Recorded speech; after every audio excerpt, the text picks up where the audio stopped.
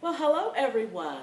Welcome to Digging the Roots. My name is Angela Walton-Raji, and my co-host is Shelley Murphy, Family Tree Girl. Oh yes, and we are delighted to welcome you to Digging the Roots, and we have a special guest with us today, Andi Cumbo-Floyd, the well-known writer, writing coach, blogger, and so much more. Welcome to Digging the Roots, Andi. Thanks for having me. Oh, I am so excited. I read your first book, The Slaves Have Names. It's been over 2 or 3 years. First, I downloaded it as an ebook, and then I had to have the book. And it's just been a joy, and to have you here is just a real treat.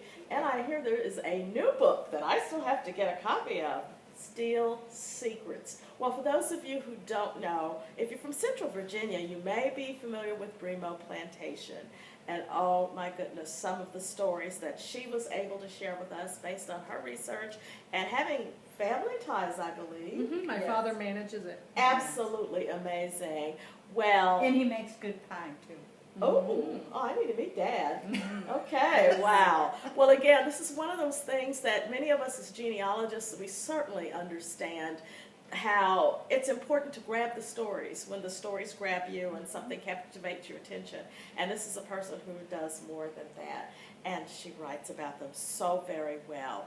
Anyway, we're thrilled that you're here, and we have some questions to certainly hope that you'll be able to answer for us. I will try. Okay. Well, let's focus on The Slaves Have Names. What got you started on writing that? Well, I grew up at Bremo Plantations. My dad's been the manager there for over 25 years. And so we moved there when I was in high school. And I didn't hear anything about the people that were enslaved there, except that we had a slave cemetery. And I knew that was there. I knew there were 3 stones that had names on them, but I didn't know anything about any of those people. And so, but I was 16, and so basically we played hide and seek in the graveyard. Like, that's what we did. Yeah. So when I got to college, I started taking classes on Native American studies and African American literature, and suddenly it was like, there's some stuff I don't know, and there's something people aren't talking about, and I don't understand why people aren't talking about it. So I started doing some research on people here, and the only people I knew that were enslaved at Bremo was a man named Cato.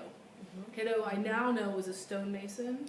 Right. But I didn't know any of that, and so I just started doing some research and felt like I had some time. My mom had passed away. I had come home to help take care of her, and my dad said, if you will write a book, I will pay your bills for a year. Oh, Isn't I that love fabulous? that. Yeah, Wow. you do want everybody wants And to we're read talking that. about Fluvanna County, Virginia. So, And wow. that plantation is Bremo. Bremo, Lower Bremo, Upper Bremo, and Bremo Recess. So they're all were originally owned by a man named John Hartwell Cock, who was a general in the War of 1812.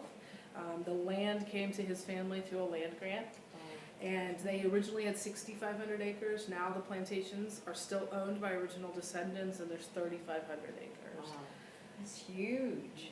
And the buildings and things that are on the plantation, they were built by the slaves. They were all built by enslaved people.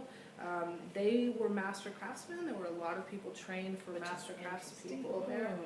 So masons, woodworkers, Absolutely. everybody, and the workmanship's amazing. I mean, the buildings are obviously still standing. It's amazing. I Yeah. was just looking at some of the images you're sharing with me.